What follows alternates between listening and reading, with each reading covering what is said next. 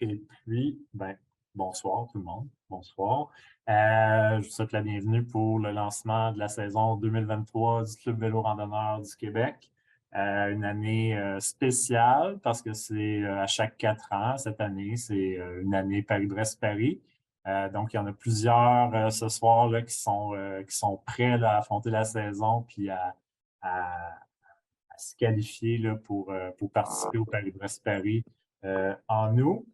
Moi, pour les nouveaux, il y a beaucoup de nouveaux visages, en fait, ce soir, là. Moi, c'est Jonathan Bitbol, je suis président du Club vélo randonneur du Québec. Je suis accompagné ce soir de nos vaillants super programmeurs et développeurs de parcours du club. Donc, Pascal Philippe, qui est également trésorier, Marc Bisaillon, qui est coordonnateur des parcours. Je vois aussi, là, comme membre du CA, il y a Frédéric Perman qui est là aussi, qui envoie la main. Il y a Olivier Bois, coordonnateur de Québec, qui va se présenter plus tard pour présenter les parcours. Puis Simon Sabassino, qui est aussi sur le CA, qui est absent ce soir, qui est allé voir Milan-San Remo en personne ce, ce week-end. Donc, je vais prendre un petit moment pour présenter le club là, pour les nouveaux. Donc, on est un club de vélo qui existe depuis 1992, fondé en 1992 là, de façon officielle là, au chapitre là, en titre d'organisme à but non lucratif. Bien que j'ai découvert dernièrement qu'il y a eu des activités du club depuis 1979. Je continue mon travail de recherche là, pour en savoir plus. J'ai retracé les membres originaux du club, puis je vais avoir une petite jasette avec eux prochainement. Fait que restez à l'affût. On pratique la longue distance à vélo. On a deux chapitres, deux antennes situées à Québec et à Montréal. L'objectif, bon, de la longue distance, ben, c'est l'effort, hein? C'est de relever le défi de parcourir de grandes distances à vélo, mais quand même, l'esprit du club, c'est de le faire dans la bonne humeur puis dans le plaisir en groupe, c'est axé sur la découverte bon, du paysage, puis la découverte de soi aussi, de nos limites, de nos forces. Euh, Nos sorties se déroulent dans un esprit de non-compétition. Euh, ceux qui ont déjà participé le savent, il y a un brevet, il y a malheureusement pas de récompense à la fin, il n'y a pas de vainqueur. S'il arrive qu'on arrive tous groupés, comme il peut arriver qu'on arrive tous séparés au terme de 400 ou 300 ou 600 kilomètres. Je pense que c'est sur ces distances-là, vous allez le découvrir quand même. C'est personnel, c'est autonome, puis chacun un peu trouve son rythme, bien qu'on a quand même du fun en groupe, cette fois. Le club respecte, dans le fond, puis là, ça, c'est des informations que vous allez trouver sur notre site web, mais respecte les règlements des brevets de randonneurs mondiaux qui sont, dans le fond, créés à l'origine là, par Henri Desgranges, qui est aussi le fondateur du Tour de France. Ça date des années 20, 1921 pour être plus précis. Cette idée-là de parcourir 200, 300, 400, 600 km dans un temps défini avec une moyenne de 15, c'est calculé pour une moyenne de 15 km/h avec les arrêts. Euh, c'est, euh, c'est, euh, il existe des clubs, en fait, dans plus d'une soixantaine de pays. Donc, c'est une grande confrérie là, mondiale. Euh, c'est ça fait presque 100 ans que ça existe. Puis d'ailleurs, cette année, puis vous allez le découvrir dans les parcours qu'on va vous présenter, il y a un 400, c'est le centième anniversaire du brevet de 400 km cette année qui va se dérouler au mois de juillet.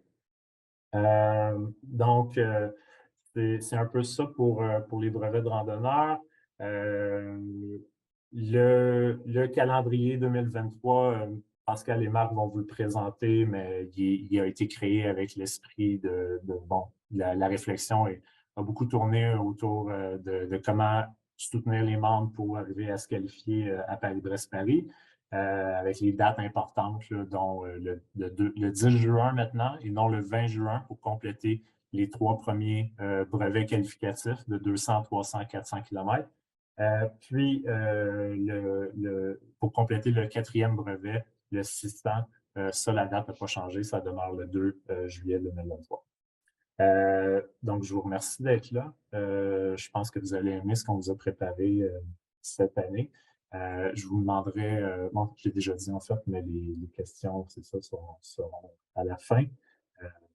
Donc, je cède la parole à Pascal et Marc pour les parcours. Bonne soirée tout le monde. Merci Joe pour la présentation du club. Merci Président. Donc, on va commencer sans plus tarder à vous expliquer tous les parcours du calendrier 2023. Donc, la saison, elle débute plus tôt cette année, vous l'aurez remarqué si vous avez déjà consulté le calendrier. On démarre le 8 avril. Le premier brevet est un samedi 8 avril. D'habitude, la saison démarrait fin avril. On s'est dit, bah, si c'est roulable début avril, on va proposer des parcours. Donc, les premiers parcours sont donc au départ de Saint-Lambert en Montérégie, car il y a moins de neige que dans les régions vallonnées comme les Laurentides ou la Laudière. Donc, c'est pour ça que les 3 premiers brevets, même les 4 premiers brevets, partent de Saint-Lambert. C'est aussi plus accessible de Montréal, ceux qui n'ont pas d'auto. Et puis, les pistes cyclables sont aussi mal nettoyées jusqu'à fin avril. Donc, c'est pour ça qu'on a essayé d'éviter les pistes cyclables dans les 4 premiers parcours. Comme le disait Joe, le club a pour vocation d'entraîner ses membres à la longue distance, et plus spécialement cette année à Paris-Brest, qui a lieu tous les 4 ans, comme vous le savez. Dans cet objectif, le calendrier a été conçu en 3 parties. Donc, la première partie, c'est les brevets qualificatifs pour PBP avant le 30 juin, donc ça inclut le 600. Les autres brevets sont pour l'entraînement avant Paris-Brest. Enfin, ceux qui ne font pas Paris-Brest, ben, ils pourront quand même rouler. Hein. Ce n'est pas obligatoire de faire Paris-Brest pour rouler avec nous. Mais voilà. Et après, la fin de saison, c'est à partir du 2 septembre. Il y a encore une série de brevets qu'on a étendue jusqu'à début novembre. Donc, pour info, le départ du Paris-Brest, c'est le 20-21 août. Pour les brevets qualificatifs, nous avons prévu au moins 2 brevets d'une même distance pour avoir une autre chance en cas d'échec au premier. Vous allez voir, on a 200. Enfin, on a même plus que ça. On a, pour être complet, on a 8 brevets de 200 si on inclut les deux lieux de départ, Québec et Montréal. On en a 8. On a 4 brevets de 300. On a 4 brevets de 400 et on a 3 brevets de 600. Donc, vraiment, il y a le choix. Et si vraiment vous ne trouvez pas votre bonheur dans tout ça, vous pouvez toujours aller rouler avec nos amis de Randonneurs Ontario, qui ont aussi un calendrier et qui nous ont parfois dépannés quand on a loupé un brevet qualificatif, qu'on n'en avait plus chez nous, on allait en Ontario. Donc, c'est aussi une possibilité. Alors, on va vous présenter chaque parcours, on va vous donner sa date, sa distance, son dénivelé, le point de départ, la région traversée, les points d'intérêt, les contrôles, puis les trucs utiles à savoir sur ce parcours en particulier. Certains parcours sont connus, donc déjà roulés, d'autres sont des nouveautés 2023, on va les voir. Les tracés peuvent encore sensiblement changer d'ici la date de départ, il faut le savoir, à cause des travaux sur les routes. On consulte le 5-1 de temps en temps, notamment à la semaine précédant le parcours. On regarde si toutes les routes sont accessibles. Si ce n'est pas le cas, on modifie le parcours au dernier moment. Donc voilà. Donc on vous conseille de télécharger les parcours 24 heures avant le jour J pour être sûr que vous ayez l'ultime version, que vous ne partiez pas qu'une version qui ait été changée en cours de route. Aussi, dernière chose que je voulais vous dire, pour les distances de plus de 300 km, on va créer aussi des mini-parcours, en fait des parcours pour chaque étape. Une étape, c'est ce qui relie 2 contrôles. Ça peut être intéressant de télécharger ces étapes. Parfois, psychologiquement, c'est moins dur que de télécharger tout le parcours. Et puis l'avantage des étapes, c'est que ça nous donne un objectif plus rapproché à chaque fois. Et l'avantage des étapes aussi, c'est que ça va vous mener directement au point de contrôle. Que parfois, sur le parcours général, il y a des petits comment dire, pour aller au contrôle, il faut le savoir. Donc, l'étape mène directement au contrôle. Donc là, on va commencer. Alors, je vais partager l'écran.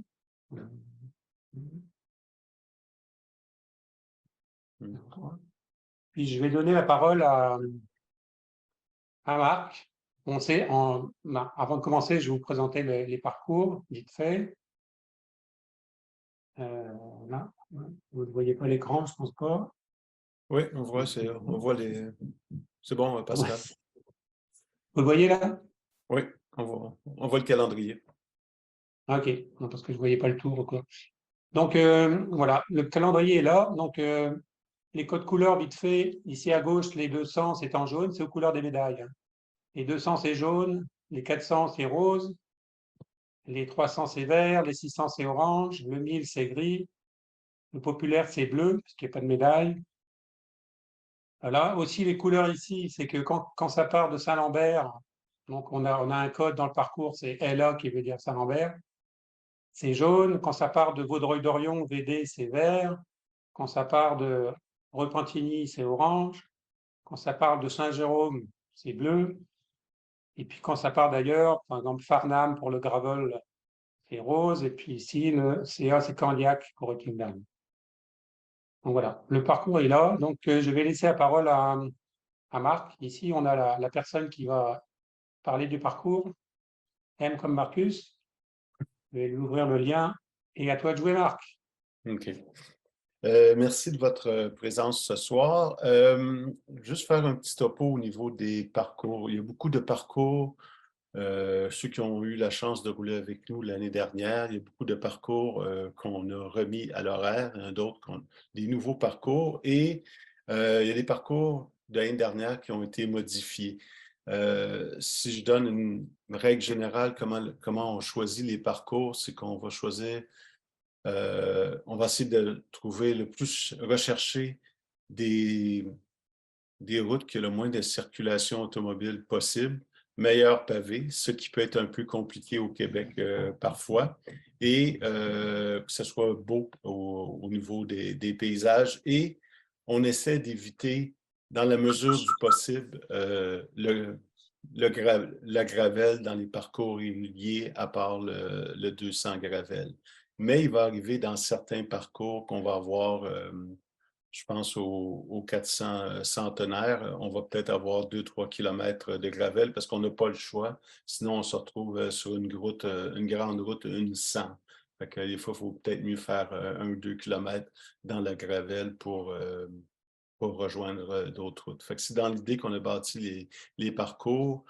C'est ça. Et il y a un truc qu'il faut retenir aussi, c'est que les contrôles, on doit les disposer sur les parcours dans des endroits qui sont accessibles la majorité du temps durant la durée d'un brevet.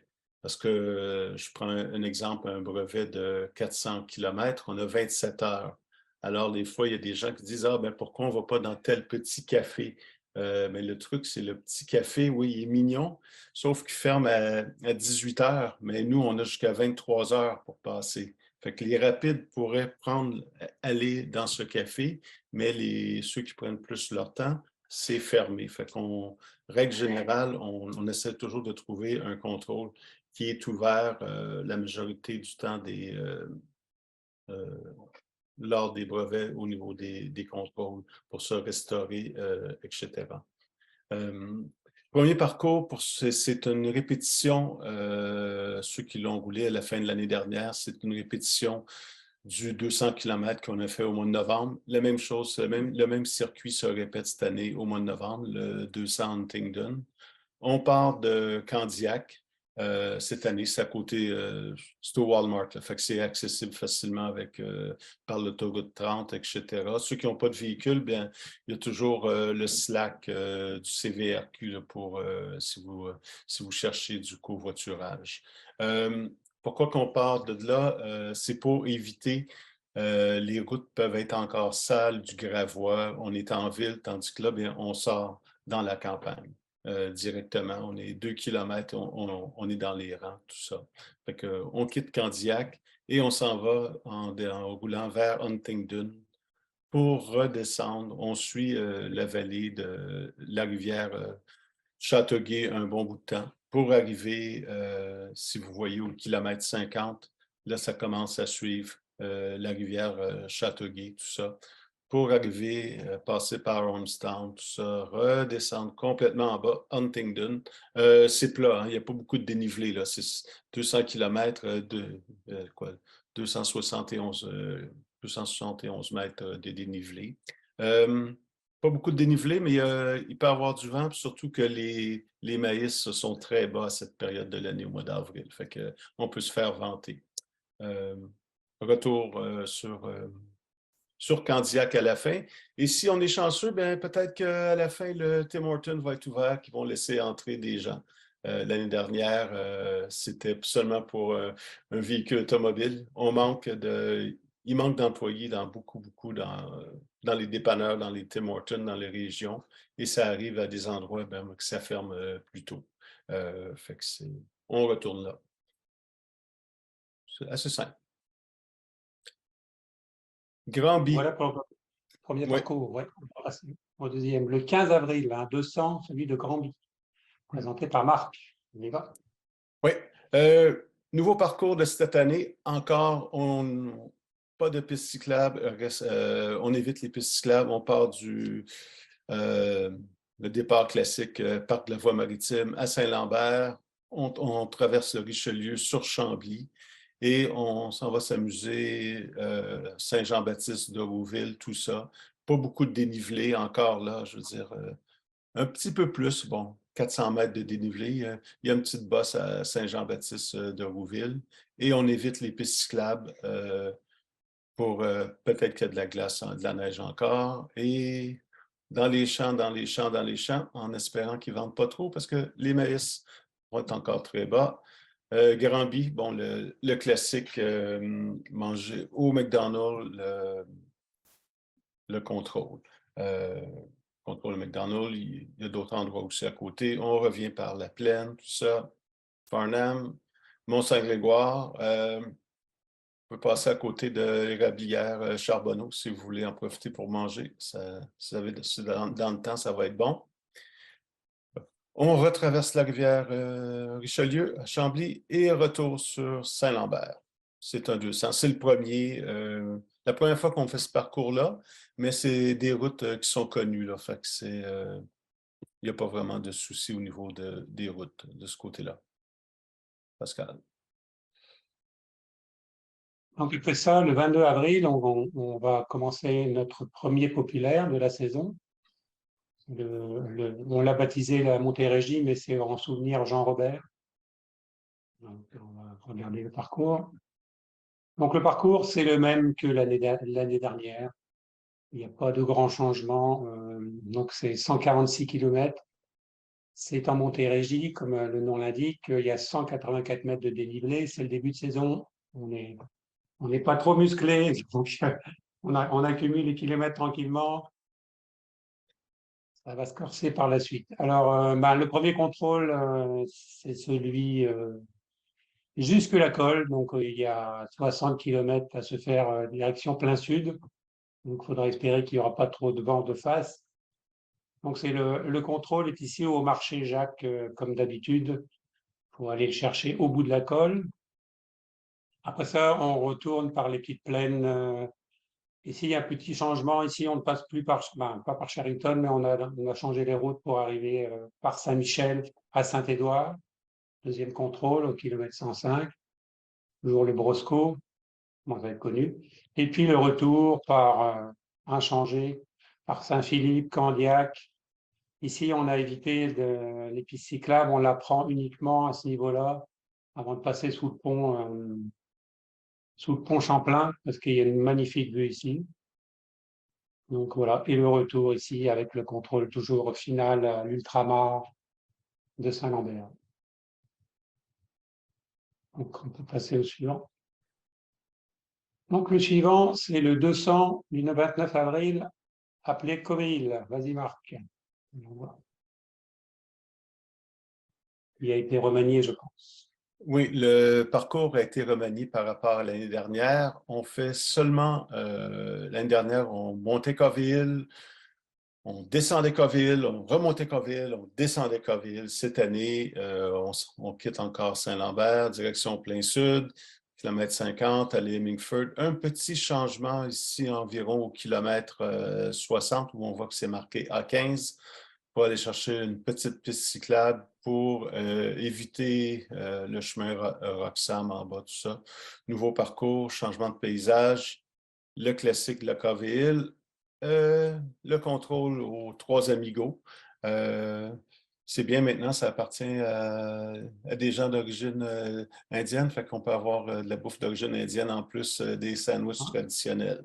Oui, ça a été vendu, fait que c'est bien. On a maintenant des samosas sur place, végétariens. On requitte tout ça pour revenir à travers les plaines ici, vraiment, vraiment les plaines. On remonte le classique. C'est inédit, hein? Pardon, Elles sont Pascal? inédites, les routes, là, Marc. Oui, Marc, c'est une nouvelle route. Toutes des nouvelles routes. C'est ce qui est bien en Mauricie, c'est en Mauricie? Montérégie. En Montérégie. Montérégie. En Montérégie, on a le choix des routes, ce qui n'est pas partout le cas au Québec. Et un autre contrôle, le Bosco classique à Saint-Édouard. Et retour, et on revient par la piste cyclable sur le bord du fleuve à partir de Sainte-Catherine et jusqu'au Saint-Lambert. Ouais, c'est assez changement par rapport à l'année dernière. Ceux qui connaissent le 200, qui l'ont fait à plusieurs reprises, bien, il va y avoir de nouveaux paysages pour vous. Okay. On va passer au 300 du 6 mai. Ouais. Donc, le premier 300, le Drummond. Ouais. Vas-y, Marc. Bon, si vous allez pour le Paris-Brest, les brevets qualificatifs sont très, très faciles cette année. Si vous voulez vous qualifier pour le Paris-Brest, le 200, le 300, le 400, il n'y a vraiment pas beaucoup de dénivelé. Ces brevets-là ne représentent pas ce que vous allez avoir au Paris-Brest. Au Paris-Brest, c'est 1200 km, 12 000 mètres de dénivelé. Si on regarde ce 300 km-là, il y a seulement 660 mètres de dénivelé. Le parcours n'a pas changé. On l'a fait l'année dernière. C'était le 300 km du Centenaire. On reprend le même parcours. On démarre de Saint-Lambert, la piste cyclable tout le long sur la route 132, là, juste en bas de la 132 pour longer le fleuve. On s'en va dans les champs, vers Cher, tout ça, Saint-Denis-Caxton, traversier à Saint-Ours, contrôle à Saint-Ours. Et c'est la plaine.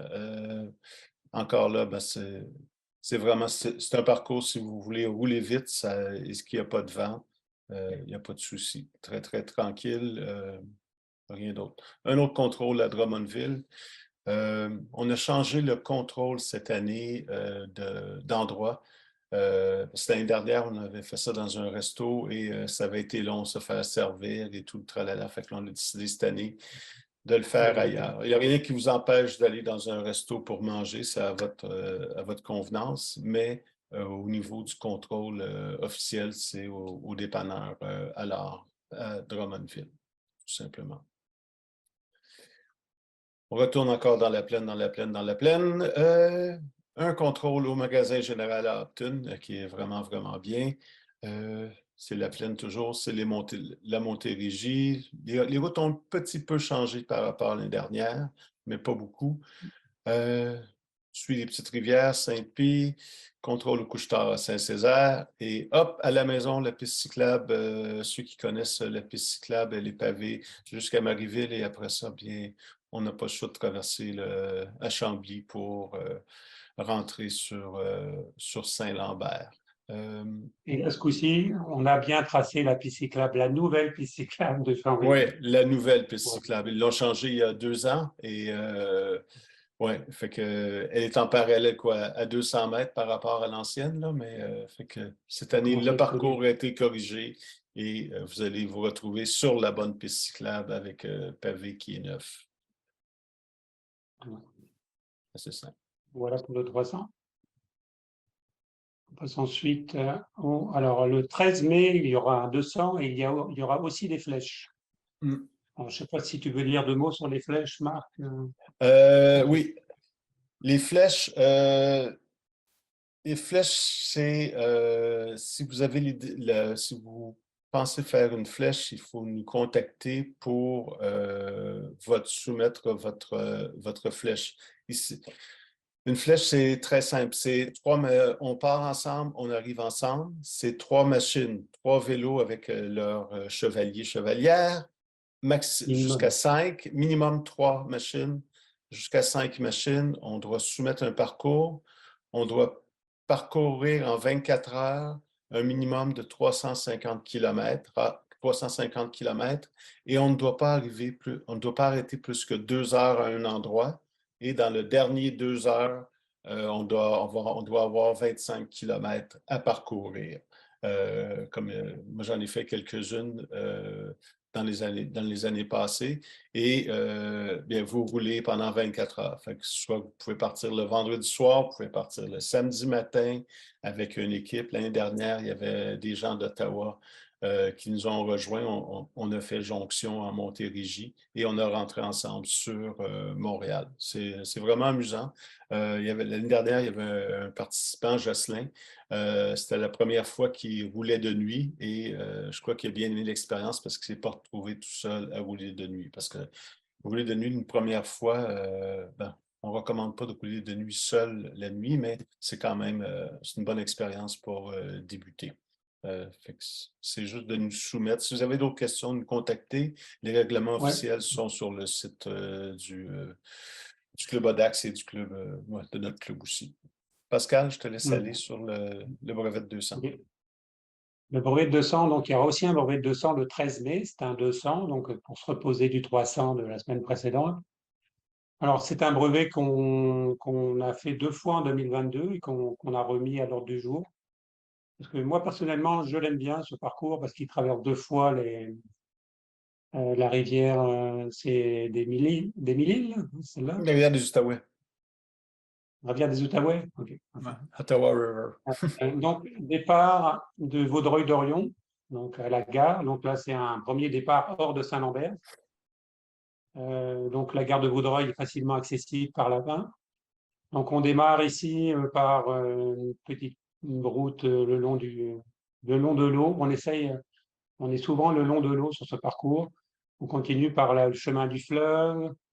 On prend les routes un peu pourries ici du côté de Saint-Zotique. Malheureusement, ils n'ont pas refait le pavé et il n'y en a pas d'autres. Premier contrôle à Rivière-Baudette, au Petro-Canada. Ensuite, c'est pas mal le no man's land des contrôles, hein, des dépanneurs. Après, on traverse la plaine ici, on arrive à Saint-Rédempteur, on prend les petites côtes du Mont Rigaud, donc on passe une première fois ici, on repasse une deuxième fois ici, et on redescend sur Rigaud pour le deuxième contrôle, ici au super dépanneur qui s'appelle. Ça vaut le coup d'y aller. Après ça, on franchit la première fois le traversier à Pointe-Fortune. C'est le traversier qui longe la centrale d'Hydro-Québec de Carillon. Et on arrive de l'autre côté pour rejoindre la chute. Et là, c'est un petit bout de route numéro 1, mais vous avez une belle bande cyclable qui vous permet de rouler en toute sécurité. Et ici, pour rattraper Mirabel, troisième contrôle au dépanneur bien. Ensuite, on retourne vers le fleuve, mais en passant par la montée Robillard, je pense. Ici, oui. Celle qui vous amène au verger. Il y a des jolis vergers, le verger du domaine de la France ici. Il vous permet de boire un coup de cidre, si vous voulez, après les dures montées. Et après ça, on redescend sur le parc d'Oka. On traverse le parc d'Oka par la piste cyclable. Et on reprend une deuxième fois le traversier à Oka qui nous ramène à Hudson. Après ça, quelques coups de pédale et on se retrouve à nouveau à Vaudreuil-Dorion. Après un 200 km très touristique. Voilà, ce 200. Alors, 204 km, 830 mètres de dénivelé. Ça commence un peu à se corser dans les côtes, mais c'est pas si pire. On va passer la semaine suivante, le 20 mai, un 400, donc aussi qualificatif. Vas-y Marc, c'est le 400, une nouveauté, le 400 d'Ottawa. Oui. Nouveau parcours cette année, comme Pascal mentionnait, 400 km, départ de Vaudreuil encore. Ça va être un 400 km facile à faire au niveau du dénivelé. Seulement, même pas de 2000 mètres de dénivelé. On quitte encore par Vaudreuil, on s'en va sur le bord de l'eau, le même chemin. Et là, on va rentrer dans la plaine en Ontario. C'est No Man's Land. Il n'y a rien sauf des champs, mais c'est très, très beau. Pour rouler, on est très, très tranquille et le pavé est vraiment, vraiment, vraiment, vraiment beau. Majorité du temps. On n'est pas au Québec, ils n'ont pas la même température que nous, supposément. Contrôle ici, à Winchester, ouais, c'est un petit Tim Horton, et on remonte sur Ottawa avec un... Ouais, on suit la rivière, le canal Rideau tout le long, piste cyclable pour aller sur Ottawa. Et ouais, ouais. Contrôle. Le contrôle est où, Pascal? Ah, Au McDo d'Ottawa, mais il faut dire que dans ce coin-là, c'est la rue très passante, très commerçante. On peut trouver un peu de tout. Vous n'êtes ouais, pas c'est obligé ça. d'aller là, mais on préconise les McDo. Ouais. Et n'oubliez pas la photo devant le Parlement. Parlement du Canada, bien sûr.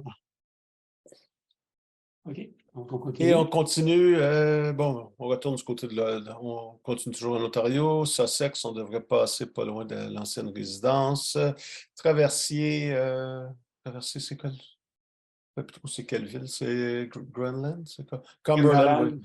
Ouais, petit traversier qui dure 5 minutes et laissant retour 24/7, sur... hein. Oui, 24/7, très, très important. Il est 24/7 le traversier.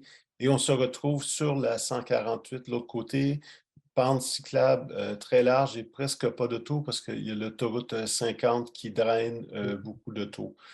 Fait que si les peu d'auto qu'on a, c'est du trafic de village en village parce que sinon les gens empruntent l'autoroute 50. Alors, et pour retraverser du côté ontarien à Hawkesbury, au pont à Hawkesbury,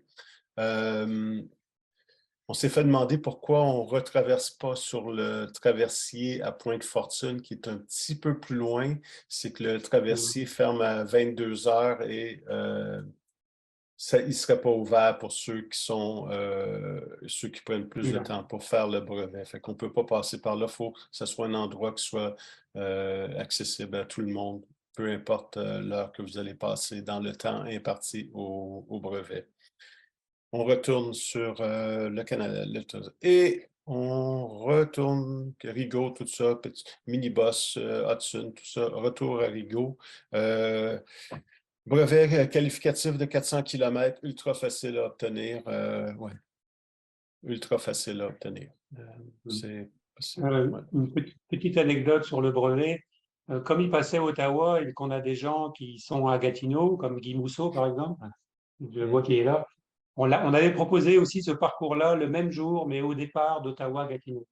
Donc pour permettre aux gens, des Québécois ou des Ontariens qui sont dans le coin, de faire le même parcours, mais en sens inverse, qui nous aurait permis de se rencontrer par 2 fois dans le parcours. Malheureusement, notre organisateur n'est pas disponible ce jour-là, donc le projet a été reporté. Peut-être qu'il sera remis à l'ordre du jour l'année prochaine. Dommage. On continue le 27 mai, à nouveau un 300. Pour garder le tempo. Un 300 en Mauricie, au départ de Repentigny. Alors, c'est un 300 qu'on a fait l'année dernière déjà, qui a été sensiblement changé pour le départ et l'arrivée, pour éviter que les routes se croisent. Bon, on verra bien ce que ça donne avec un retour par la route 138 en soirée. Donc, on part vers la Mauricie par l'Assomption, c'est ça, je ne trouvais pas. Mhm. Le premier contrôle se trouve à Sainte-Élisabeth. Excusez-moi. Après ça, on attaque les petites côtes de la Nodière, Saint-Gabriel de Brandon, des petites routes où on a retiré les passages de gravel qu'il y avait l'année dernière. On les a soigneusement évités. Et on arrive au deuxième contrôle à Saint-Alexis-des-Monts, à l'Intermarché de Saint-Alexis-des-Monts. Après ça, on retourne dans les petites côtelettes vers Saint-Élie-Caxton, très joli endroit. Encore des petites routes, Saint-Boniface, Saint-Thomas. Le troisième contrôle, ici, on l'a déplacé. On ne le fera plus à Louisville comme l'année passée, parce que c'était trop loin du deuxième contrôle. Donc, on va le faire ici. C'est à Lavoie. Alors, attention, il y aura un petit détour pour aller au dépanneur. Ce n'est pas vraiment sur la route.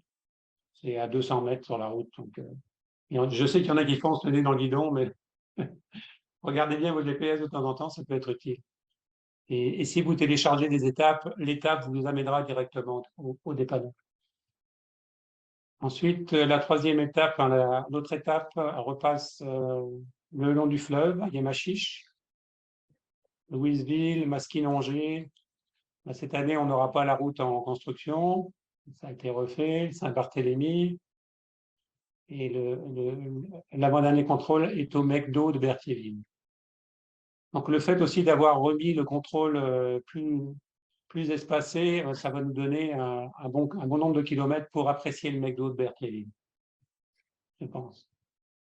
Ensuite, le retour se fait comme l'année dernière, des petites routes secondaires assez tranquilles. Et puis le final, le long du fleuve, ici, sur la 138. Le contrôle final est dans une pizzeria. On a mis une pizzeria cette année qui est ouverte jusqu'à minuit. Une bonne part de pizza pour vous remettre des glucides dans le corps. Voilà, donc un 300 km avec 1500 mètres de dénivelé. Un beau petit 300 dans la région de la Nodière. On va passer au morceau de choix le vendredi 2 juin. On va avoir le 400 de nuit aux US, aux United States. Départ 20h, 400 km. Je laisse Marc le décrire. Oui, ça fait plusieurs années que nous, on regarde, qu'on se fait demander si ce serait bien d'avoir un brevet de nuit. Et là, on le met pour la première fois cette année au calendrier. Le circuit est connu. Je l'ai roulé, quelques randonneurs ici qui sont présents ce soir, qui l'ont roulé dans les 2 dernières années. La difficulté, c'est de partir, ça débute à 20h un vendredi. C'est pour vous mettre dans le bain du Paris-Brest-Paris, parce que la plupart, si vous avez un départ dans les 90 heures, votre départ va être entre 16h et 23h le 20 août. Moi, je pars justement à 20h pile. Dans les mêmes conditions. Bon, ben, dans les bonnes conditions. Si vous comptez y participer, naturellement, ça vous prend passeport valide et ou carte Nexus pour traverser aux États-Unis et revenir au Canada. Il y a quelques particularités. Grosso modo, au niveau de la nourriture, on ne peut rien apporter de frais aux États-Unis, aucun fruit, tout ça. On peut traverser des bars granola, etc. Mais, règle générale, pas de sandwich, rien de frais. On va partir à 20h de Saint-Lambert et il y a un premier contrôle à Rouse's Point qui est l'autre côté de la frontière, au kilomètre 70, je crois. Oui. C'est un Stewart's. Il ferme à minuit, 23h59. Fait que ça veut dire qu'on est environ à 69 km. Si on fait un bon rythme, vous pouvez arriver là en 4 heures. Vous pouvez arriver là à l'entour de facilement 23 heures. C'est plat, il n'y a pas de vent, c'est en soirée. On arrive là et là, vous allez devoir... Plein de bouffe et d'eau. ouais, vous faites le plein de bouffe et d'eau.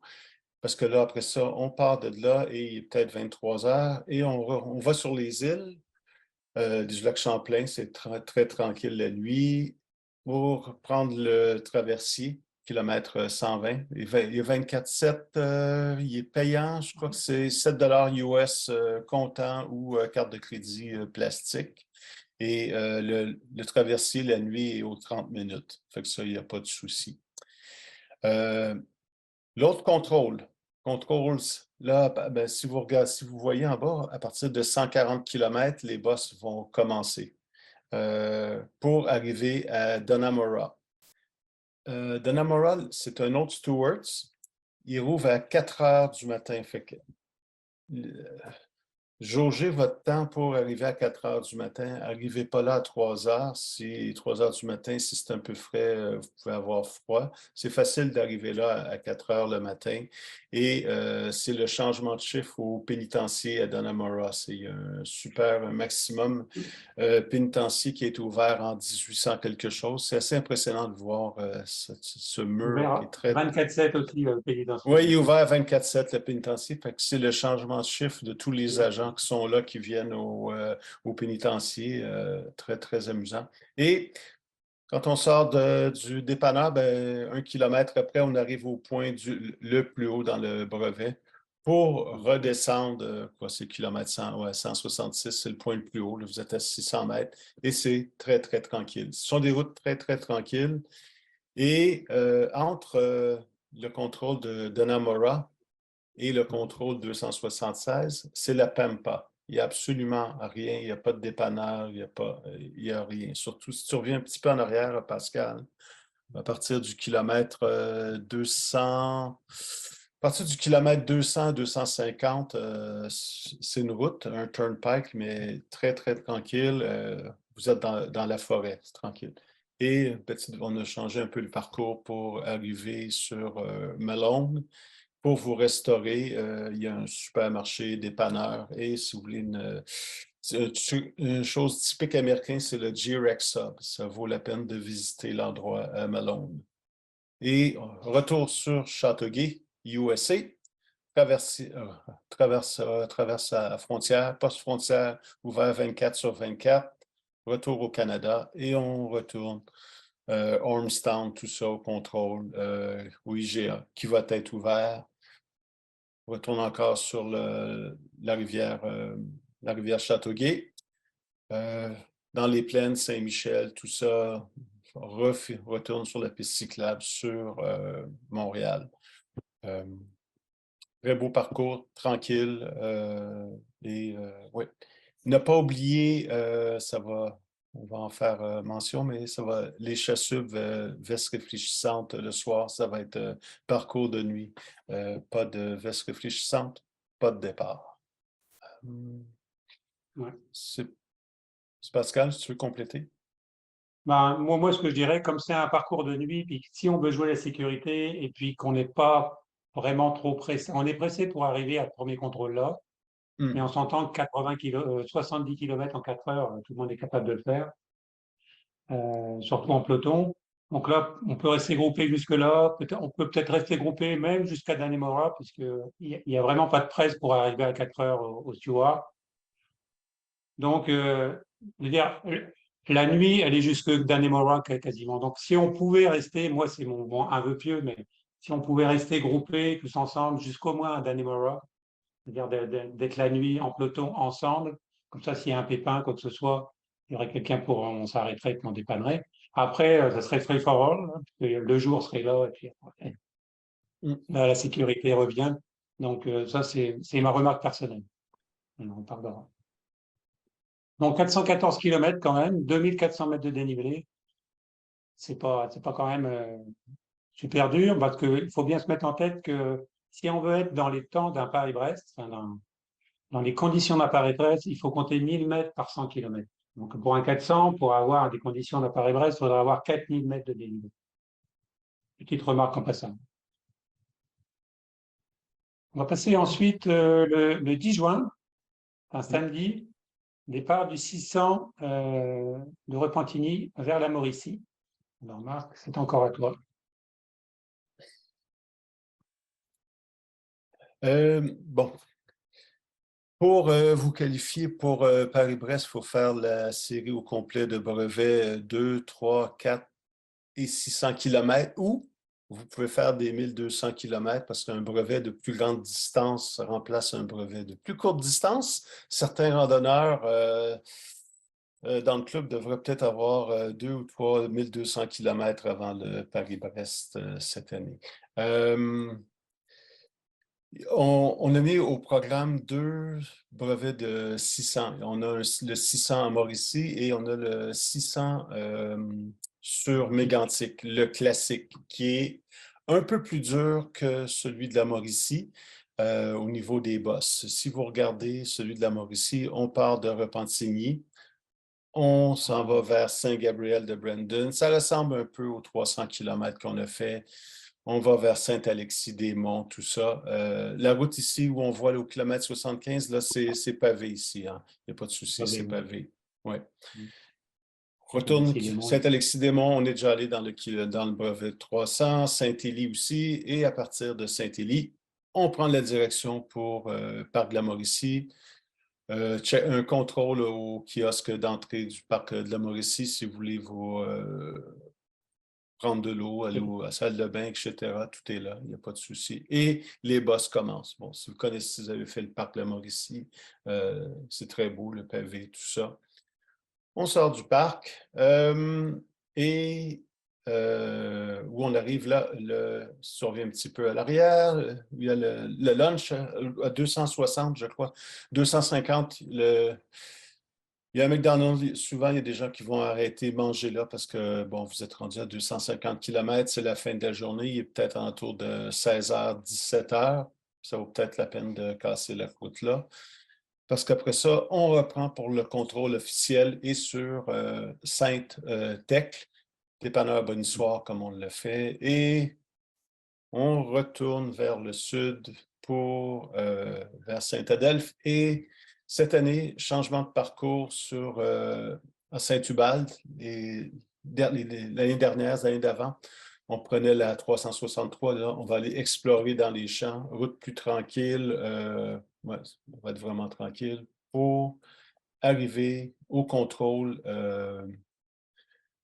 à Chavigny, qui est le contrôle des troupes Petro-Canada, mais juste à côté, il y a un motel, le Chavigny, qui est un restaurant 24 sur 24. Vous pouvez dormir là. Si vous pensez dormir là, c'est très bien. Vous pouvez réserver maintenant. Vous envoyez un courriel là-bas pour réserver votre chambre. Il y a beaucoup de gens qui dorment là.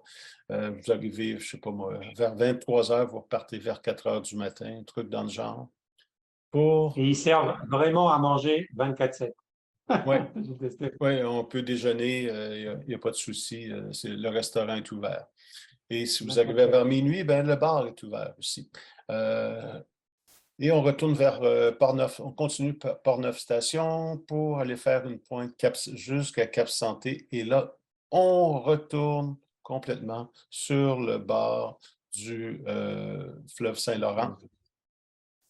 Deschambault, tout ça. On retourne.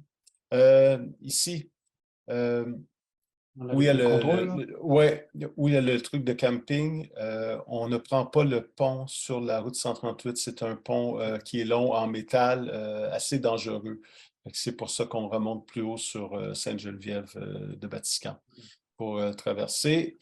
La route a été modifiée autour du kilomètre 450. L'année dernière, il y avait une route qu'on prenait et qui s'était marqué que c'était bloqué, mais en vélo, ça passait. Il y avait juste un pont détruit, mais on réussissait à passer quand même. Cette année, on l'a modifié pour ne pas faire de frousse la nuit. Contrôle sur les Trois-Rivières. Tim Hortons, oui, il n'y a pas de souci. Et on reprend la route le chemin du roi classique à Saint-Barthélemy. La route a été refaite l'année dernière, c'est beau. Retourne dans les contrôles McDo sur Berthierville. Retour dans les champs, Rond-Point-du-Nord, l'Assomption. Contrôle sur Repentigny, un beau 600 km de fait.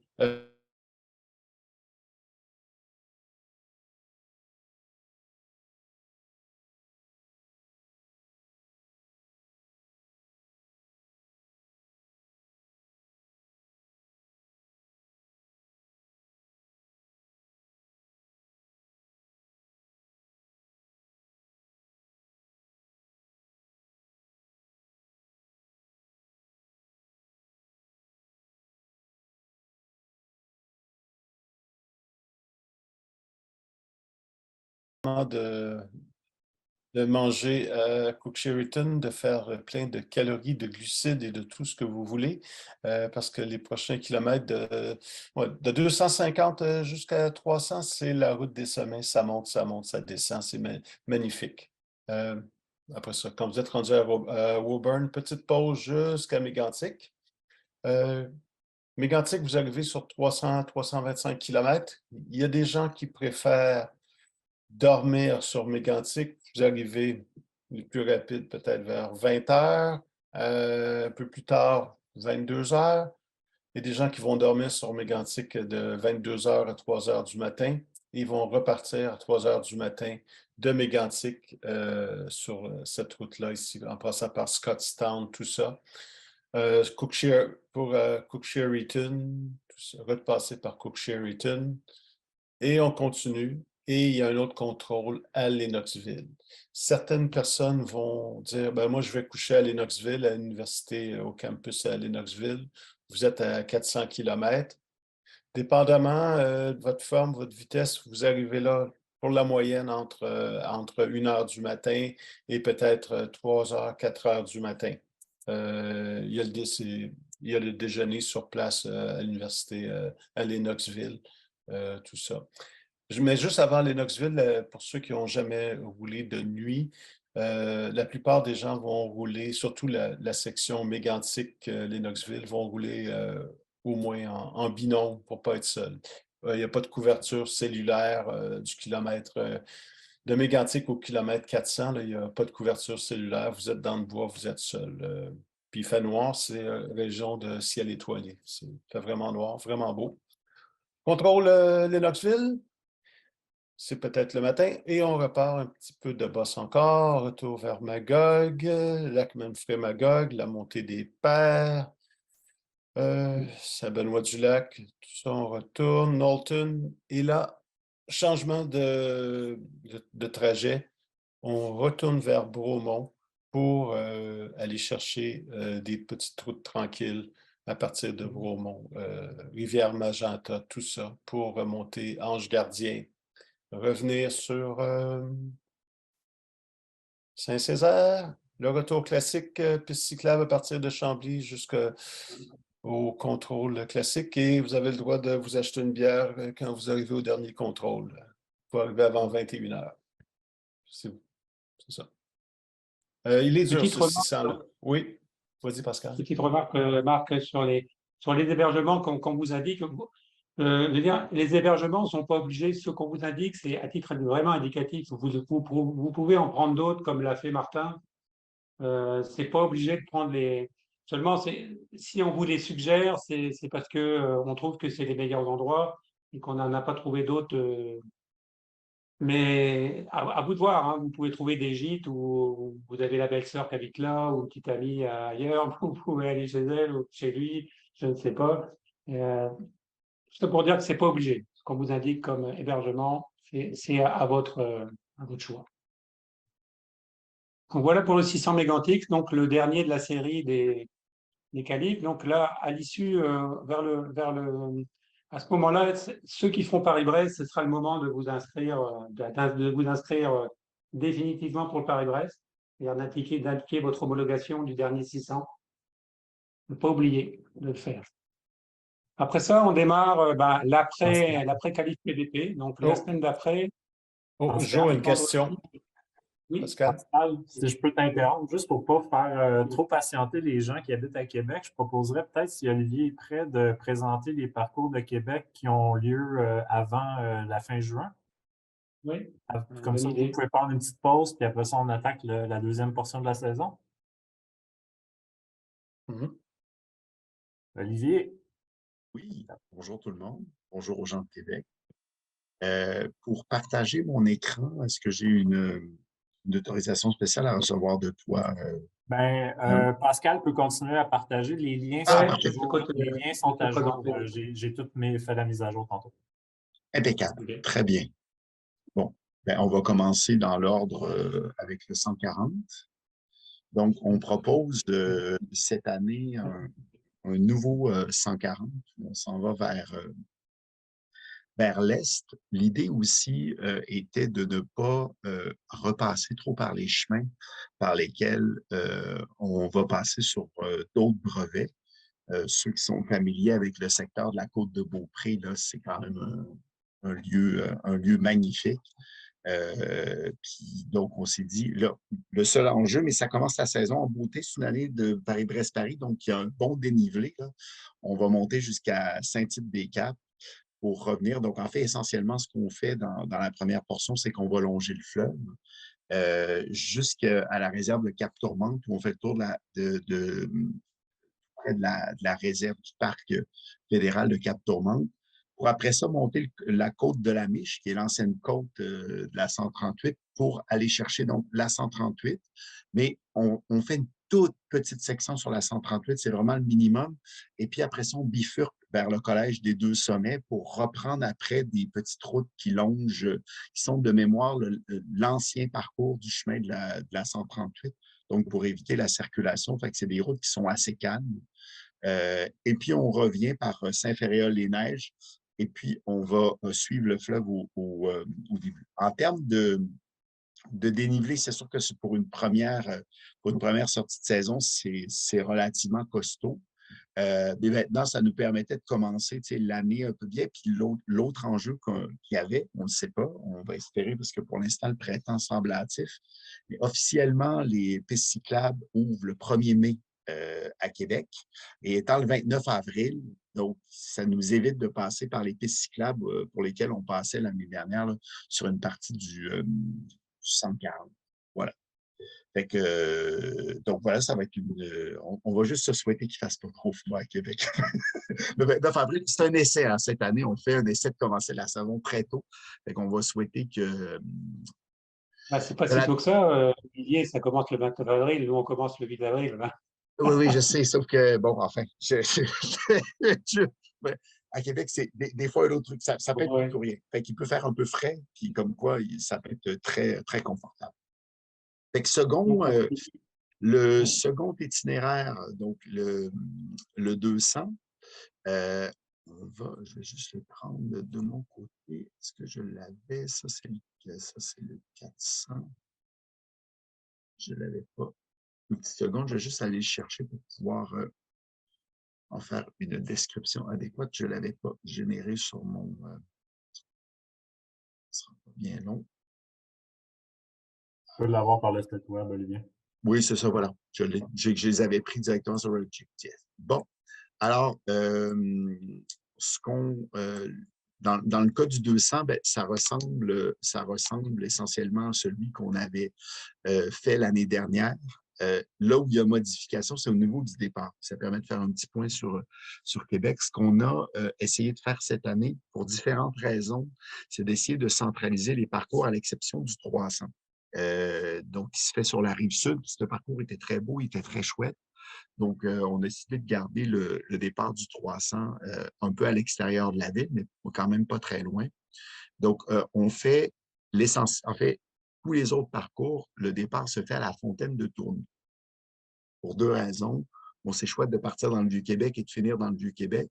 Parce que pour ce qui est des parcours d'une journée, ben, il y a des restaurants. Il y a un mixte de parking aussi pour les gens qui sont à l'extérieur de la ville, entre des stationnements payants et Place Diouville qui est juste à côté.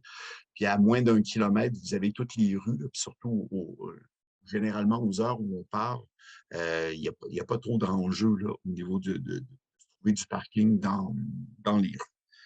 Et j'avais reçu un certain nombre de commentaires aussi l'année dernière de gens qui auraient souhaité participer, de gens au centre-ville qui disaient en termes de déplacement, c'est un peu complexe pour moi de me déplacer à l'extérieur, etc. Donc, j'ai dit, on va faire un autre test cette année. On va centraliser au niveau de la fontaine de Tourny. On verra bien ce que ça pourra donner. Donc, cette année, c'est donc l'idée aussi donc pour le 200 de modifier. Pour ceux qui étaient l'année dernière, on était parti du relais du lac Beauport. Il y avait un autre enjeu de stationnement, le relais du lac, l'année dernière, le relais du lac Beauport, le stationnement ferme. Olivier, je Oui, vais te demander d'être plus concis parce que oui, là, pardon, le problème de OK. stationnement, on s'en fout un peu, mais Voilà, parce que le OK. temps, c'est cool, on n'a pas trop Parfait. le temps. Pas de problème, mais merci. Merci. Donc, Désolé l'idée, c'est de. d'être un peu cru, mais Non, il il n'y faut a pas avancer. de. Tu as Non, il n'y 3 a pas de. minutes par parcours, sache-le. Parfait. OK, très bien. Tiens, Largement dépassé. just watch me. Donc, alors, dans ce cas-ci, donc, on fait essentiellement le même parcours que l'année dernière. Donc, on se rend essentiellement donc jusqu'à Donnacona. Les contrôles sont à peu près les mêmes, à une exception près, là, du côté de Saint-Raymond-de-Portneuf, parce qu'on fait un petit détour par le lac Sept-Îles. Le 300, donc, on va passer très vite parce que c'est essentiellement le même que l'année dernière. Excuse-moi, Donc, je ne voulais pas te choquer. non, mais pas peu, là, c'est comme un vélo, hein. Pascal, si tu me dis de rouler plus vite, tu vois. Moi, je me mets à pédaler. Je me mets sur le gros braquet, fais attention. C'est pas la bonne personne. Donc, c'est exactement le même parcours qu'à l'année dernière. C'est un départ qui se fait au parc des Chutes de la Chaudière. Donc, il y a un petit stationnement qui est pas. Il n'y a pas énormément de place, mais à l'heure où on part, ce n'est pas trop un enjeu. Donc, on se rend jusqu'à tout près de Montmagny, à Saint-Pierre de Montmagny, sur la côte du Sud. Puis on rentre après ça dans les terres et on longe un certain nombre de bassins de rivières, donc qui traversent la région de Chaudière-Appalaches. C'est vraiment, on le voit d'ailleurs par la géographie, c'est vraiment, on passe d'un bassin à l'autre par la traversée, parce que le bassin versant, évidemment, s'en va vers le fleuve. Donc, il se termine par la rivière Échaudière et la rivière Beauregard. Donc, c'est un très beau parcours avec un mélange de pistes cyclables, de petits chemins relativement tranquilles. Fait que, franchement, moi, je l'avais beaucoup aimé, puis j'avais voulu aussi travailler plus sur la rive sud de Québec, parce que généralement, évidemment, je roule les temps à la rive nord, un peu plus sur la rive nord. Franchement, c'est vraiment un beau coin pour pour ce qui est du 400 km, c'est le même parcours que l'année dernière, à quelques petites modifications près. Donc, la première, c'est le départ qui ne se fait plus à Saint-Augustin-des-Maures, mais encore une fois, à la fontaine de Tourny. Et pour écourter un peu, donc on ne passe plus par Trois-Rivières cette année. Donc, l'idée, c'est de commencer par la rive nord et de ne pas longer le fleuve à l'allée, donc pour pouvoir aller chercher l'entrée du parc de la Mauricie. On fait le tour du parc de la Mauricie et puis plutôt que de redescendre vers le centre-ville de Trois-Rivières, comme c'était le cas l'année dernière, on bifurque un tout petit peu avant. Et puis, on fait quelques petits zigzags comme ça pour aller rejoindre le fleuve après le contrôle de Deschambault. Là, avec, s'il y en a qui veulent, c'est ça, là, les stratégies, vous en avez parlé tout à l'heure. C'est vrai que la stratégie du 400 est toujours un petit peu compliquée en matière de sommeil, mais si jamais il y en a qui avaient besoin de dormir, il y a des hôtels à d'autres endroits, mais il y en a un là où s'il y a vraiment un besoin de sommeil pressant avec le point de contrôle. Et le retour se fait par la classique 138 le long du fleuve jusqu'à la fontaine de Tourny. Voilà. Et le 600, donc, c'est encore une fois le même parcours que l'année dernière avec une modification où l'an dernier, on partait du stationnement tout près de l'aquarium. Là, je n'ai pas réussi à avoir l'information. Peut-être certains d'entre vous sont au courant. Là, il y a des travaux qui sont annoncés à la tête des ponts, etc. Et ce stationnement-là, normalement, devrait être en partie inutilisable. Donc, prenant pas de risque, puis voulant aller dans l'esprit de garder la fontaine de Tourny comme étant un point, un phare, etc., pour le départ du CVRQ à Québec, j'ai refait un petit peu le parcours qui est essentiellement le même à quelques détails près, là. Donc, j'ai dû rogner à certains petits secteurs, mais c'est essentiellement, on part du centre-ville de Québec, on descend sur la rive sud pour se rendre jusqu'à Saint-Damien-de-Backland. Donc, on voit vraiment, c'est la partie de dénivelé qu'on a placée au début. Et puis, on remonte, en fait, pas tout à fait le fleuve, on est, comme on dit dans le langage du bas du fleuve, sur le haut du coteau, là. Donc, c'est des petits chemins qui donnent une visibilité quand même sur le fleuve, puis les montagnes de Charlevoix, jusqu'à Trois-Pistoles. Et une fois rendu à Trois-Pistoles, on refait, et là, on est sur le pilote automatique, donc on suit essentiellement la 132 tout le long du fleuve jusqu'à Québec, où on retraverse encore une fois cette fois-ci. Là, je pense que vous aviez le parcours, là, c'est le parcours de l'année dernière, mais en fait, c'est exactement, c'est essentiellement le même. C'est juste qu'on retraverse le fleuve pour aller à la fontaine de Tournai. Voilà. Fait que Ok, ce merci sont Olivier les parcours. Bien, merci à vous. de Je vous cède la ton, parole. c'était bien mieux à la fin. C'est sûr que de toute façon, si vous voulez plus de détails, hein, rien ne vous empêche de retourner dessus hein, sur le calendrier du CVRQ. Vous pourrez voir dans le détail. Là, le but, c'est de montrer où ça passe en gros et puis de vous donner le goût de faire la randonnée. Donc, Marc est de retour. On va passer à la deuxième partie du calendrier. Donc là, les qualifs sont terminés. Donc là, la partie ici, c'est plus pour s'entraîner pour ceux qui vont à Paris-Brest pour garder le tempo, le kilométrage dans les jambes. Pour les autres, ben, c'est pour faire des belles balades l'été. Alors, on va commencer par le 1000. Alors, le 1000, ça, c'est pour randonneur averti. Vas-y. Vas-y, Marc. Oui, randonneur averti. Bon, vous avez vos brevets qualificatifs. Tu me mènes le dénivelé, Pascal? Ouais. Mais non, le dénivelé, 1400. pas la carte, mais le dénivelé sur la carte. Ça, Ouais. Moi, c'est pas grave, c'est bon. OK. ah, 1000 kilomètres. dénivelé. Vous avez vos brevets qualificatifs pour PBP. Vous ne voulez pas perdre la forme. Vous voulez vous voir qu'est-ce que vous pouvez avoir l'air. Vous voulez tester le matériel pour Paris-Brest. Le 1000 km est un très bon exercice. Part de Saint-Lambert. On traverse le fleuve sur Sorel pour attaquer le parc de la Mauricie. Même route que sur le brevet de 600 km qu'on a fait sur la Mauricie. Petit changement de route sur Sainte-Thècle. Et là, on va aller s'amuser un petit, on va aller explorer des coins qu'on n'a pas explorés dans le brevet de 600. Pour redescendre, même chose que le 600 km, on ne réinvente pas la roue. Il y a un contrôle encore au même motel Chavigny, 24 heures sur 24. On vous sert à manger, vous pouvez dormir si vous voulez. Bon, là, c'est la partie facile. Vous vous reposez, là. C'est plat, Québec, tout ça, on s'en va sur Québec.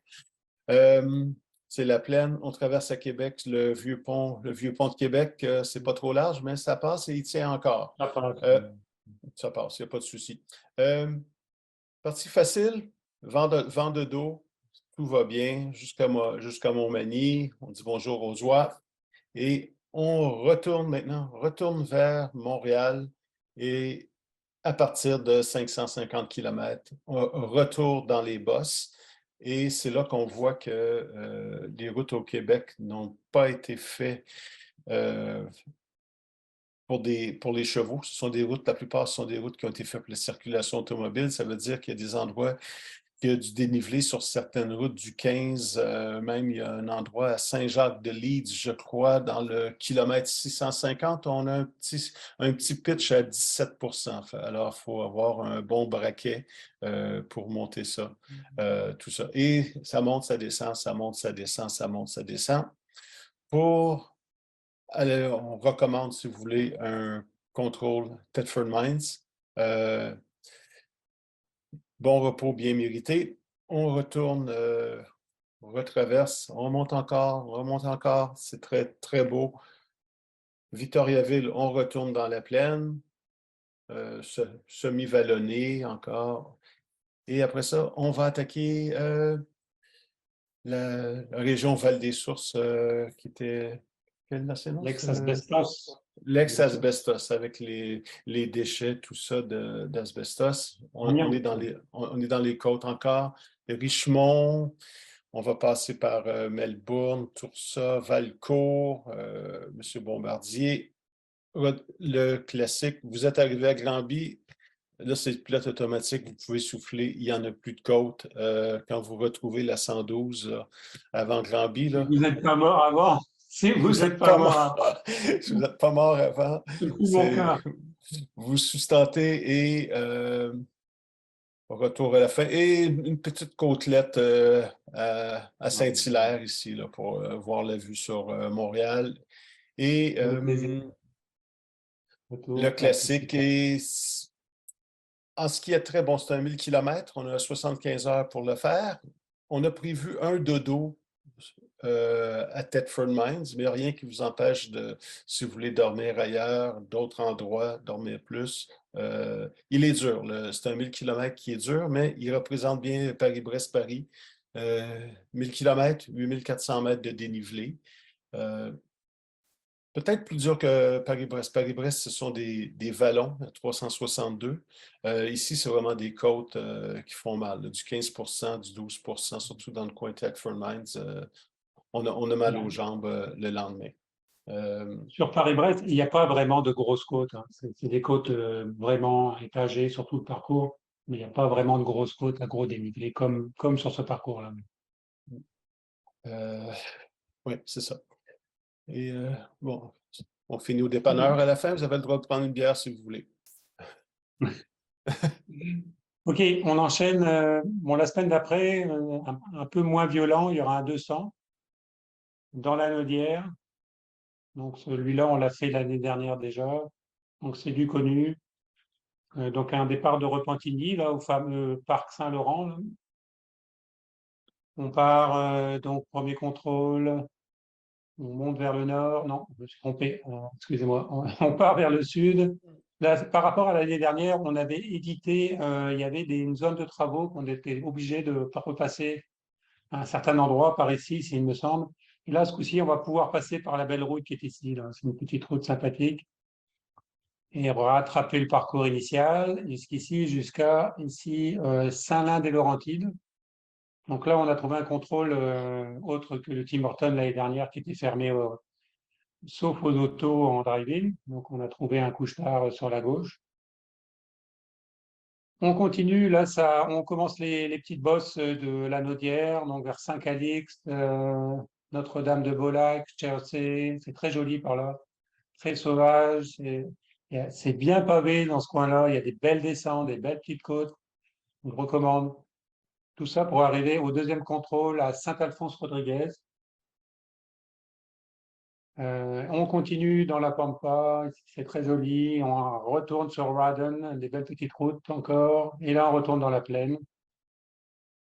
Saint-Ligory, Crabtree, l'avant-dernier contrôle, au marché tradition. Et on retourne sur Repentigny par l'Épiphanie. Et voilà, et retour ici au Dairy Queen pour manger une crème glacée. C'est notre ami Marc qui nous l'a mis pour l'arrivée. C'est une bonne idée. Donc voilà, ce 200 d'après Cali. La semaine d'après, on monte en puissance. Hein. Ce qu'on a voulu faire dans le calendrier, c'est que 200, 300, 400, on a voulu remettre un peu de jus dans les muscles. Ça, on peut le faire jusqu'au 5 août. Hein. Tout dépend de votre départ. Pour ceux qui vont Paris-Brest, hein, excusez-moi qu'on parle beaucoup de Paris-Brest, mais c'est l'année Paris-Brest. Pour les autres, ce sera des petites balades d'été sympathiques. Donc, on va passer au 300. Après le 200, c'est Marcus sur le 300 de Vaudreuil-Dorion vers la chute. Bon, comme Pascal mentionnait, on s'est reposé la semaine d'avant et là, on va aller explorer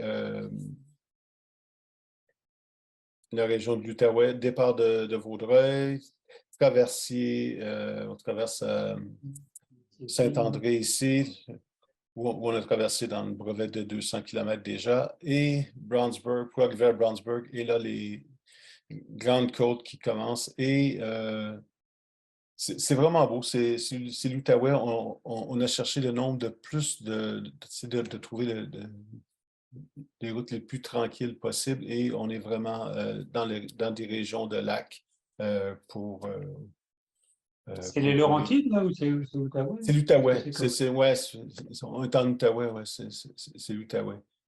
Et on redescend sur Saint-Élie-du-Fort, tout ça.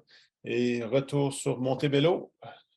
Ouais, Saint-André-Avelin, Montebello, la route 148 tout seul. Traversier à Hawkesbury, comme on en a parlé un peu plus tôt. Petite bosse à la fin sur Rigaud. Merci. Sur Rigaud. On arrive sur Vaudreuil. Pour garder la forme, c'est parfait pour un 300. Vous avez 2000 mètres de dénivelé. Vous allez garder la forme. C'est la nature tranquille. Et surtout, on explore. Vous aurez remarqué que les brevets, on essaye de ne pas répéter les brevets dans la mesure du possible. Donc, vous avez vraiment une variété. Là, on explore toutes les régions autour de Montréal et aussi autour de Québec. Il faut l'avouer que le gros travail de Olivier. Après le 300, c'est le fameux 400 du centenaire. Alors, le 22 juillet, il faut savoir que le 400, dans le monde, il y aura un 400 du centenaire dans tous les clubs, enfin, dans tous les clubs, dans les clubs qui veulent bien le faire. Ce 400 km sera célébré par une médaille particulière, comme celui du 300 qu'on a eu l'année passée. Il y aura une médaille du 400. Et on l'a appelé le 400 du centenaire. Pourquoi on l'a appelé le 400 du centenaire, Marc? À toi la parole. Parce que ça fait Il 100 ans. ressemble à celui du 300 du centenaire. Parce qu'il ressemble au 300 du centenaire. On a voulu le faire festif. Il n'y a presque pas de dénivelé. Il y a 1000 mètres sur 400 km. L'idée, c'est qu'on soit le maximum de randonneurs, randonneuses de faire ce brevet. Il est facile. C'est le même trajet que le 300 du centenaire. Et il y a une petite variation. La variation se trouve ici, là, au kilomètre 130, qu'on va aller vers Saint-Clotilde de Horton, tout ça, les petites routes tranquilles, c'est la plaine, c'est les grands blés, les grands champs, tout ça, Kingsley Falls, retraverser à Richmond, la rivière, c'est la rivière Saint-François, là, je crois, la rivière Saint-François, on traverse à Richmond, retour dans les plaines vers Upton, tout ça, Granby. Est-ce qu'on va à Granby cette fois? Oui, ouais, Saint-Césaire, tout ça, la même distance. L'idée, c'est d'être le maximum au départ, que ce soit festif comme le 300 l'année dernière qui avait eu une bonne participation. C'est sûr que c'est une coche en haut, mais pour garder la forme, pour mettre du kilométrage au niveau pour le PBP, dans les jambes, c'est un très bon exercice. Ouais. Donc, le 400 du centenaire. Donc, après ça, le 29, pour ceux qui veulent encore rouler, pas encore rouler, excusez, il y aura le 200 du Nordé, mais cette fois-ci, la variante par la piste. Donc, comme ce sera l'été bien installé, on espère que la piste sera carrossable. Donc là, ça sera exactement le même parcours que la route, sauf que le début, ça sera par la trail, la piste du Train du Nord, jusqu'à Saint-Faustin. Donc pour ceux qui l'ont fait l'année dernière, moi je l'ai fait 2 fois l'année dernière. Franchement, on n'a eu aucun problème sur la piste. Hein. C'est tout à fait roulant. Et très agréable parce qu'on a 75 km. Il n'y a pas un chat, que des cyclistes, que des promeneurs et que des animaux au bord de la route. Pas morts. Donc après le retour, c'est la même chose que le 200 du Nordé. Voilà. Sauf ici, la petite variante où on passe par le lac de Denain. Très joli, mais très coûteux aussi. Quoi. Et voilà. Ça, c'est pour le 200 du Nord piste. Baptisé. Enfin, le dernier brevet de l'été, on va dire, c'est le 300 en Estrie. C'était l'ancien 300 Jean Robert qui a été un peu revampé, je dirais. Si vous vous souvenez du 300 Jean Robert, il remontait ici sur Sutton pour repartir par Cowansville. C'était un peu moche. Donc, le début, c'est la même chose. Donc, on part jusqu'à Granby, jusqu'à Saint-Césaire plutôt. Saint-Césaire, le contrôle au couche-tard, comme d'habitude. Après, la piste cyclable jusqu'au Granby, Nalton, Bolton, la pause à l'IGA. Je pense que la plupart des gens qui sont au club, ils l'ont déjà fait moult fois, celui-là. Avec une petite côte ici, là, la côte du chemin Brome.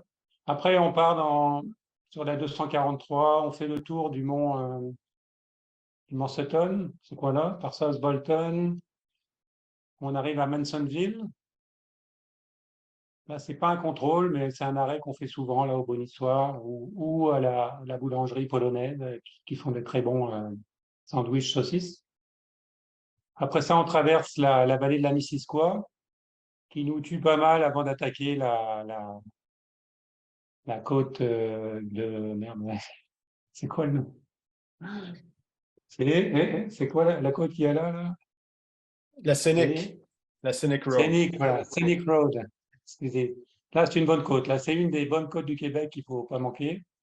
Et ici, au lieu de retourner sur Sutton, comme le 300 de notre ami Jean-Robert, on continue vers les côtes pour aller rejoindre Fredericksburg. Donc, on descend la Joy Hill ici. Donc, la pointe de vitesse, c'est ici qu'il faut la faire, la descente. On a un petit contrôle sympathique et on repart sur la route de Pigeon Hill jusqu'à Saint-Armand. On remonte jusqu'à Pike River, Belize en Québec, très joli à la fin du soir. Ici, une petite route un peu achalandée, mais comme c'est la fin de la journée, moi je l'ai fait l'année passée, ce brevet-là, il n'y avait plus un chat, plus de moto, plus de caravane, plus rien. Faut dire que j'y passé très tard, parce qu'il y avait la canicule. À moyen du contrôle ici à la colle, dans le Arnois qui est 24/7. Non, il n'est pas 24/7, mais ferme à 23 heures. Et puis retour par les petites routes tranquilles, fort appréciées par notre ami Marc Lusignan. La 207 ici, très agréable, pas un chat.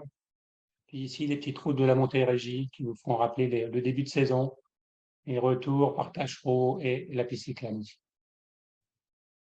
Donc un 300 classique, mais qui est toujours intéressant. Moi, et qui me plaît toujours beaucoup. Donc voilà, la fin des brevets de l'été. On va passer à la dernière partie. Ce sont les brevets d'après PBP, donc les brevets de fin de saison. On commence par le POP du 2 septembre, le populaire de... Enfin, je vais laisser Marc en parler, ça va me permettre de souffler. Ça, c'est un populaire connu qu'on a fait l'année passée, le fameux populaire du Paris-Brest. Oui, ça va être le retour du Paris-Brest. Populaire, ça veut dire qu'on va pouvoir se lever tard, départ à 9 h le matin. Ce qui va faire différent d'un départ à 5 h le matin. Premier contrôle, kilomètre 47, Calixa-la-Vallée. Pâtisserie Maison de Pierre. Habituellement, on commande des petites pâtisseries pour se sustenter. C'est très, très bien. Certaines personnes vont en manger deux. Chaque Paris-Brest, c'est 800 calories. Alors, mais ça va. Traversée sur le Saint-Denis-de-Richelieu et c'est le retour. C'est vraiment un classique tranquille, tranquille. Il y a une petite butte à Saint-Hilaire pour voir la ville. Et on revient, la rivière des Jurons, tout ça, Chambly. Et c'est un parcours facile, c'est la forme. Il y en a qui vont avoir été en vacances, il y en a qui vont avoir rouler Paris-Brest. On va discuter. Aussi simple que ça. Il y a un populaire festif aussi. Festif, oui. C'est histoire de jaser après. Ceux qui ont fait Paris-Brest, encore du Paris-Brest, là, ben, ils pourront jaser de leur l'exploit, de leurs épopées. On continue par un 200 inédit. Ce coup-ci, c'est le 200 du lac Saint-Louis. Alors aussi, c'est un 200 assez festif aussi, d'après Paris-Brest, encore une fois. Un 200 pas très coûteux, 318 mètres de dénivelé, qui va emprunter pas mal de pistes cyclables, propice à discuter, à rouler à deux de front sans problème. C'est-à-dire que là, on va démarrer ici par le pont Champlain, c'est une inédite dans le club, la première fois qu'on va passer ici sur le pont Champlain. Et puis, on va faire la piste cyclable ou la route, ça sera à votre choix, pour rallier Sainte-Anne-de-Bellevue. Alors là, il faut savoir qu'on sera à 7 h du matin, donc ça sera très peu achalandé, la route du Lakeshore, donc 50 km jusqu'à Sainte-Anne-de-Bellevue. Et très belle vue sur le fleuve, je pense que tout le monde la connaît, un grand classique. Après, on continuera en faisant le tour de l'île Perrot, là aussi des petites routes sympathiques au bord de l'eau. pas très achalandé. Ici, avec les pistes cyclables qui ont été refaites. Et après, on repart le long du fleuve pour reprendre une autre piste cyclable, celle de la Pointe des Cascades, Cédar, Côte du Lac. Là, c'est 20 km de pas de voiture, on jase, on s'amuse. Ici, on repasse ici, il y a une route intéressante où il y a des rapides, il y a une centrale d'Hydro-Québec, il me semble ici, avec un contrôle. Le deuxième contrôle se passe au Ardois de Salaberry-Valleyfield. Ici, on repasse encore sur des petites routes, des pistes cyclables. Ici, très belle piste cyclable le long du canal de Beauharnois. Ici, vraiment dans la verdure, très jolie. Et on arrive à la centrale à nouveau d'Hydro-Québec, ici, on traverse. Beauharnois, on repart sur Sainte-Martine, ici. Après ça, ben, on rentre après par la Montérégie, ici. Des petites routes, Saint-Isidore de la Prairie, Saint-Constant, et retour par la voie maritime, ici, la piste de la voie maritime. Aussi un inédit au club. Donc, soit on passera à l'écluse, et si l'écluse est fermée, on pourra faire le tour par Jacques-Cartier, ou pour ceux qui voudront retourner à Montréal, ils pourront aussi retourner direct à Montréal. On vous fera le dernier contrôle dans la poche, si vous voulez. Ça sera une possibilité.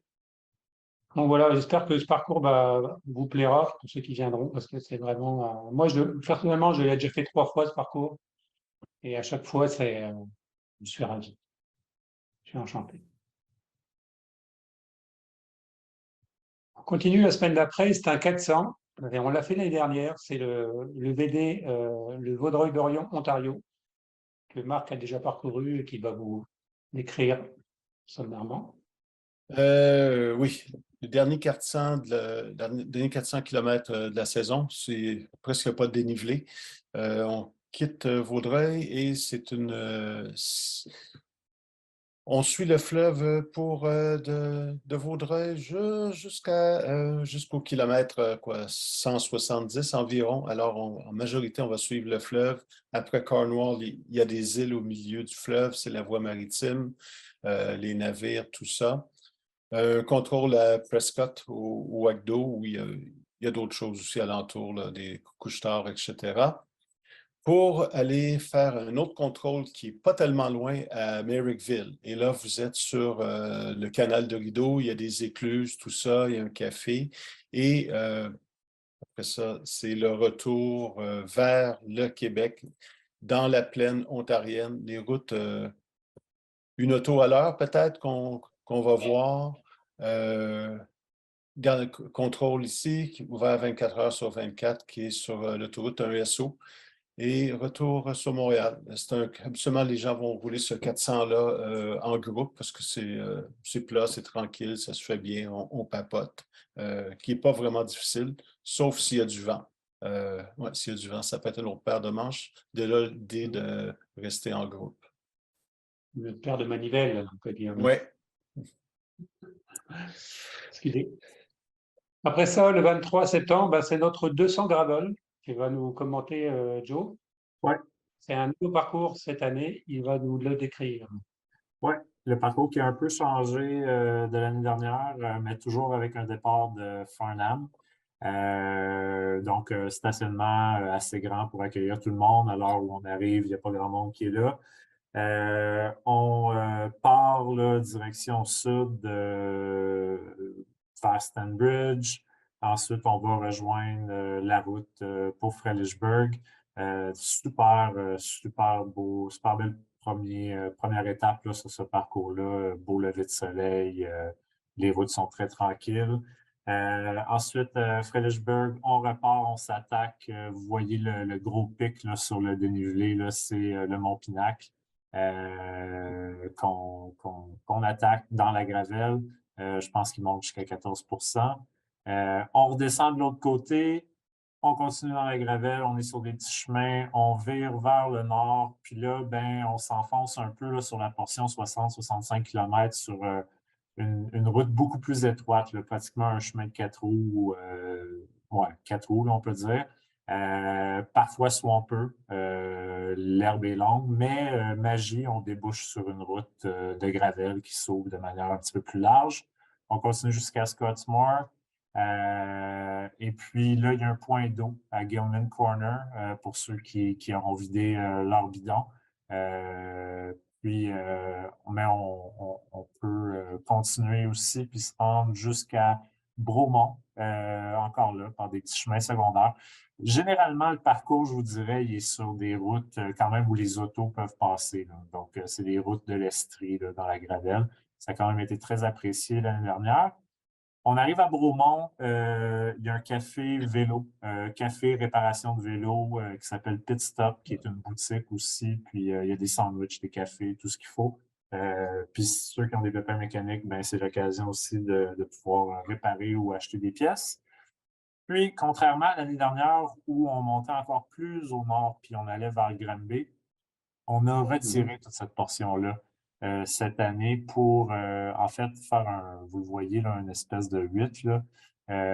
Donc, on s'en va vers Waterloo et puis on redescend au sud pour aller vers Knowlton, le chemin du Mont Echo, là, pour ceux qui connaissent la région. On se retrouve un peu là, après Knowlton en hauteur là, sur le Mont Echo.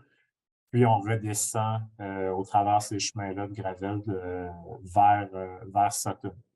Sutton contrôle, on vous suggère le Bagel Round-Up pour un bon bagel avec de la viande fumée dedans, bon café, bel endroit. Sinon, il y a tout plein d'autres occasions là, de vous ravitailler là, à Sutton. Et puis, on part vers l'ouest au travers la région de Dunham. On passe devant la microbrasserie, ceux qui auront envie là, de s'arrêter un peu avant la fin là, pour une petite bière, là, qui vont affronter les files d'attente peut-être à ce temps-ci de l'année avec les couleurs, là, ça risque d'être pas mal occupé. Puis on remonte vers Farnham.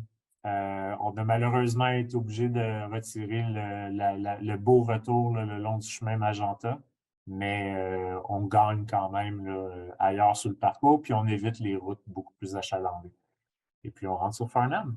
L'année dernière, c'était une belle occasion. Plein de nouveaux visages qui se sont présentés. Des gens qui ne font pas nécessairement les brevets normalement. Puis ça a attiré plein de nouveaux mondes. On est vraiment heureux. Puis on l'offre encore cette année. Merci. 1900 mètres quand même pour ce brevet de gravel. On appelle grevet. Ouais. Côteux OK, on achève. Le dernier, puisque l'avant-dernier, mais le dernier, on n'en parlera pas, c'est le même que le premier. Donc, c'est le 300 frontière US, au départ de Saint-Lambert. Marcus, à tout l'honneur pour fermer le bal. Oui, on est fin septembre. Si on est chanceux, les feuilles ont commencé à changer de couleur et quitte Saint-Lambert, le classique, pour aller vers Franklin. Premier contrôle qu'on a passé dans le brevet de 200 km au début de la saison à Franklin au dépanneur Amigo. Ici et là, c'est la route, on suit la frontière et c'est tranquillité totale jusque Trout River et on va explorer la partie ouest de la Montérégie pour aller au dernier contrôle. Au poste frontière et il n'y a pas de bouffe, il n'y a pas d'eau. Il faut seulement photographier le poste frontière pour prouver qu'on est allé au contrôle. Retour dans la plaine encore, Huntingdon. Retour sur la piste cyclable sur le canal de Beauharnois. Beauharnois, un autre contrôle. Sainte-Martine, la plaine encore. Le retour, le classique. Retour, Sainte-Catherine. Et hop! Boulevard Tachot, piste cyclable, arrivée, 300, pas beaucoup de dénivelé, beaucoup de couleurs, très peu de taux, surtout la partie à l'ouest de Franklin. C'est vraiment beau. On a un bon dénivelé. Si vous voyez là, du kilomètre 90 à 120, c'est un grand faux plat qui descend. C'est un bon moment pour papoter. Et la saison des brevets se termine là. Il y en a un autre, mais c'est le dernier et le premier de l'année. Le dernier, il y a encore on a refait la même chose que l'année passée. On a remis un brevet au début novembre. en espérant que la météo sera encore avec nous. L'année passée, on a vraiment été chanceux. On a eu une météo estivale pour un début novembre. On On a a eu roulé en 24 manche courte. degrés. 24 On a degrés roulé qu'on a en eu. cours le 4 novembre, à 5 novembre. Franchement, c'était une belle sortie. Et il y avait beaucoup de monde à ce brevet-là. On était presque 36, je crois. Mm. Pareil pour le 300, on a eu beaucoup de chance parce que c'était pas si frais que ça, en fait, le fin septembre. Et il y avait aussi pas mal de monde. On a terminé en groupe. C'était vraiment bien. Moi, j'ai vraiment apprécié. Voilà, ça clôture notre calendrier 2023. On va faire une période de questions si vous en avez. Si vous avez pris des notes. Je ne sais pas si on va arrêter le Oui, tournage. j'arrête l'enregistrement, donc merci à ceux Ok. qui nous auront vus en ligne. Ok. Bonne Est-ce saison.